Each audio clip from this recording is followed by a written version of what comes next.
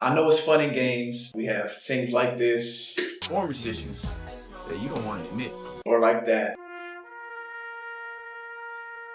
The pelvic floor is more than just performance. It's really how you live your life. And I brought somebody who can interpret that, the things that I'm trying to say, way better than I can.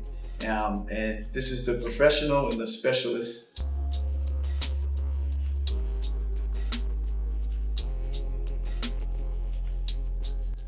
Hi, so I'm Jennah. I'm a movement specialist. I've been training clients for about a decade now. And one of my biggest passions is helping people bring awareness to their pelvic floor and then training with it in mind. So we are going to chat all about the pelvic floor today. Okay, let's start with the basics. What is the pelvic floor and why is it important in everyday life?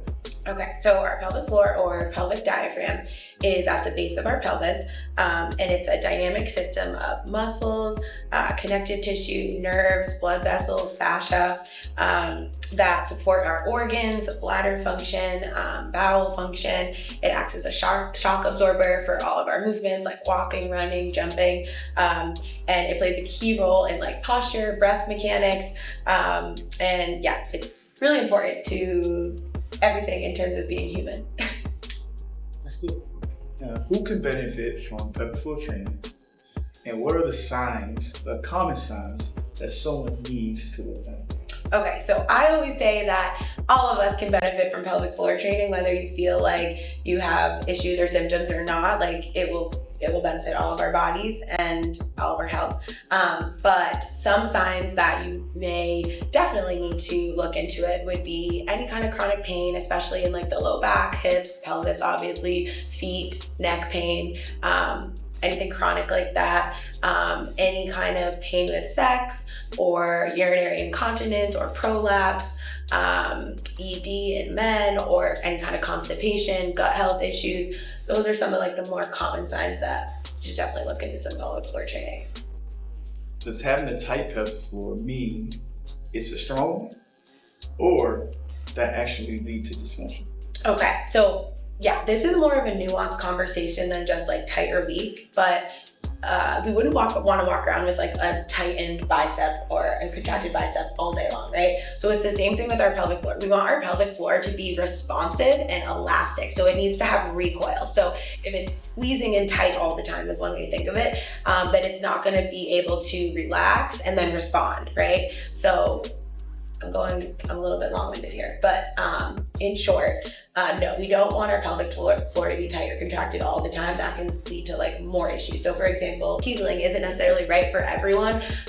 Some people's pelvic floors are already really, really tight. Now we have anterior pelvic floor, posterior pelvic floor, and it can be tight in different areas. But just focusing on squeezing might not be the answer. You may actually need to learn how to relax.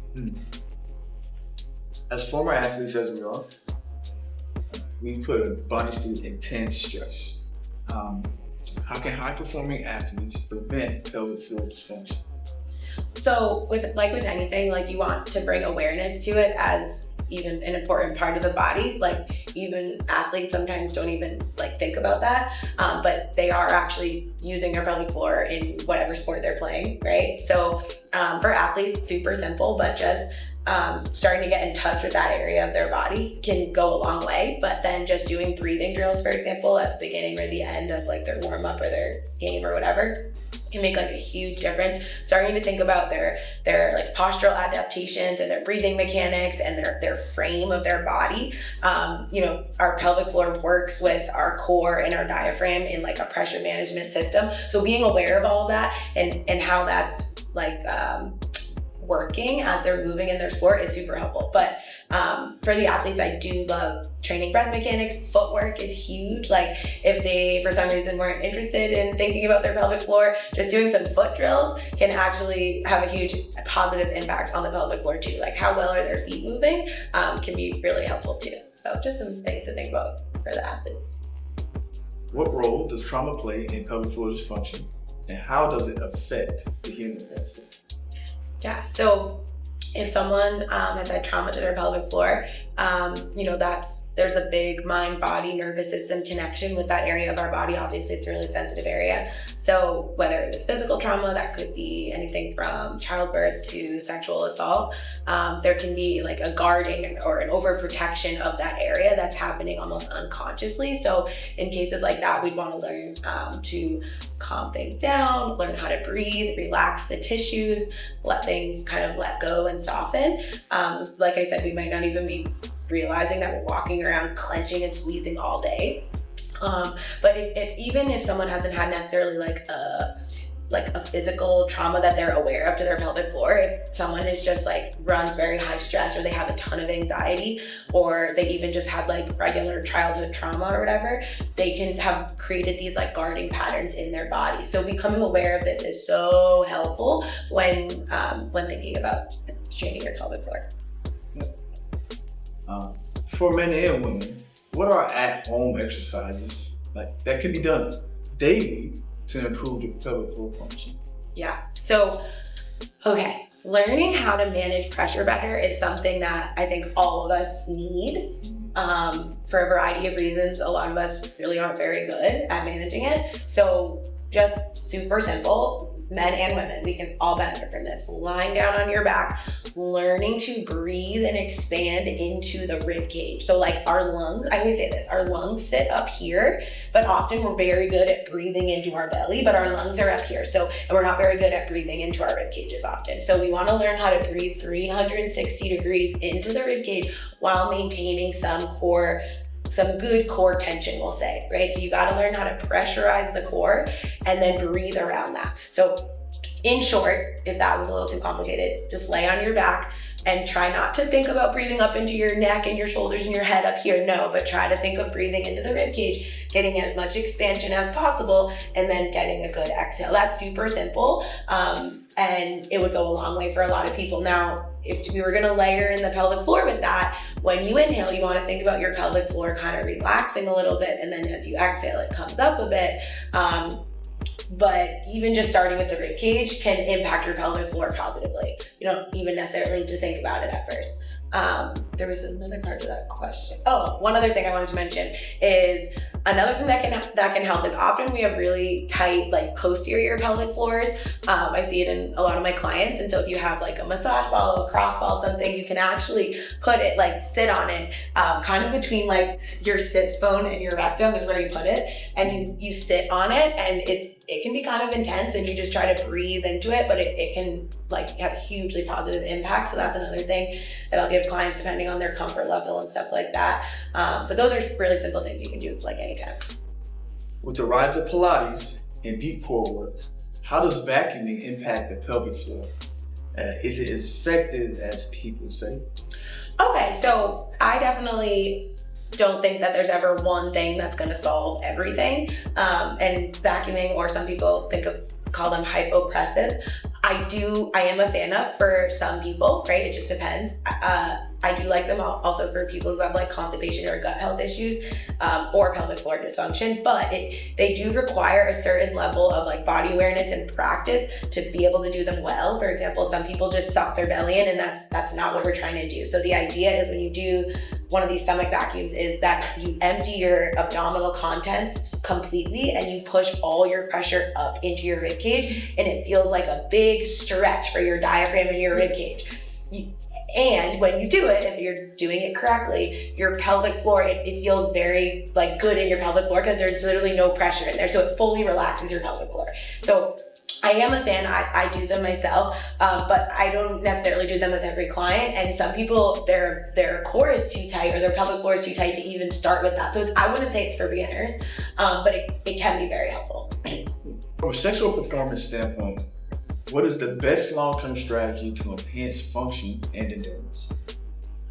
Okay, so we gotta learn to breathe, okay? If we wanna feel our best when we're having sex, we have to learn to breathe, like all of us, right? And obviously, like we said, that area can be very tight. And if you're clenching, squeezing, don't want to, or not ready, like, or stressed, it's probably not gonna feel good. So we gotta learn how to breathe and relax and let those tissues soften. But I also like to mention, like, the pelvic floor, we're talking about it and it's really important and you can become aware of it and that can be really helpful, but it's working all the time with our whole entire body. So even when I think about sexual health, like what is the structure of your body doing? How are you managing gravity? Like how good of a sexual experience you have probably is more related to like how well your whole frame and your whole structure and how well you're managing pressure up and down your whole body. How well that's functioning is probably a better indicator than just like necessarily honing in on the pelvic floor. I actually think sometimes people then end up focusing on it too much and they're ignoring like these other things that are really important. So that was kind of a roundabout way of saying it, but manage pressure better and sex will feel better. What is your personal journey been with pelvic floor pain and learning to release tension? Okay, so when I was late teens, early 20s, I had a lot of pelvic floor pain. I had a lot of low back pain, a lot of hip pain, a lot of pelvic pain, foot pain. My whole body was just like not in a good place. I also had, the childhood trauma, the sexual trauma, like anxiety, gut health issues. So a lot of hypermobility. So a lot of these things kind of go hand in hand just to get some people's wheels turning. And so I started with pelvic floor physical therapy, which was like a really interesting experience. And that started to help me just connect with that area of my body, which I was so disconnected from, like had no relationship to at all. But it took to be honest, like it took a lot more than just pelvic floor physical therapy to like completely have zero pain and like completely understand how this structure in my body is supposed to function with everything else.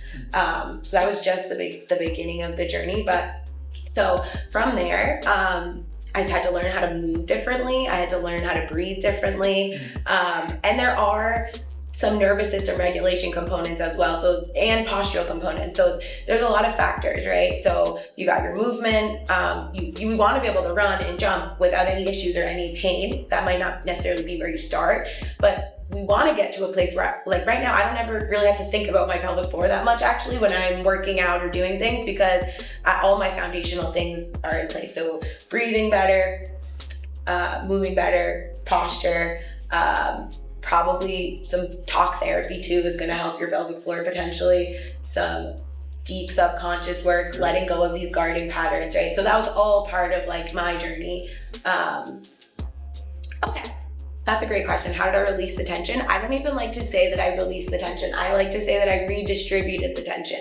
So we need tension to hold our bodies together. They're tensegrity structures. So it's not necessarily about just releasing all tension. We don't want to be walking around like noodles. So I had to learn that, because when you learn that, I have a tight pelvic floor, I need to release it, then you can become obsessed with trying to let it go. And that's not really how it works. So I guess to answer your question in terms of how did I release it, like I learned how to breathe better. I learned how to manage pressure better. I learned how to manage my structure better. And then I moved my feet better. I did foot drills, right? And then I feel grounded and my pelvic floor doesn't have to take over, doesn't have to do anything. I also invited my body to feel safe again, right? I helped it feel safe again. Like there are some subconscious pieces and then there are like the more conscious things we can do.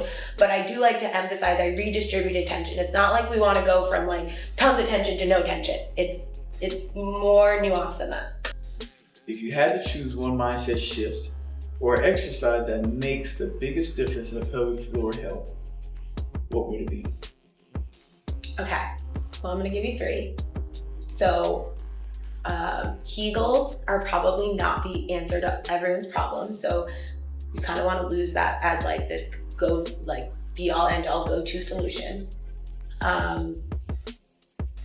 You're not broken. So like people with pelvic floor dysfunction tend to think like, I'm doomed, like I'm gonna have this forever and my body's just broken. And like our pelvic floor is just like any other part of our body. We can rehab it and train it and heal.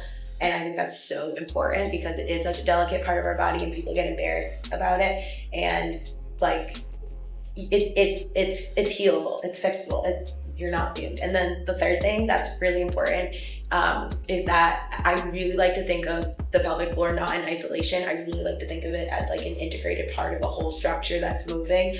And I think that's like so important when we're training it for anyone, athlete or just general population. And people tend to, like, sometimes there's a time and a place to get hyper fixated on it and go into the nitty gritty, but then you also really got to zoom out and train it with your whole body.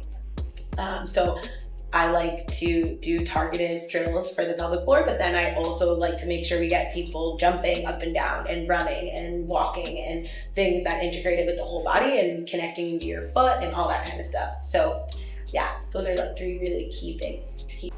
Stay tuned for next week. I'm gonna show you different ways to train your pelvic floor based on body type. Now I gotta do it again because you, what? Why would you have to do it again? Because you did it right after I did it. that's not enough time to cut it.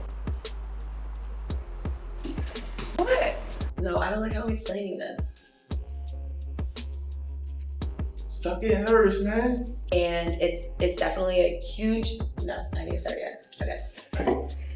Okay. And this is the professional and the specialist in the pelvic floor. No, you can't say that. I'm gonna say it. No. I'm gonna say it. No, okay. Don't use any of it. I'm gonna use it. No. Okay. Don't say that. I just work with a lot of people. Okay. Thank you.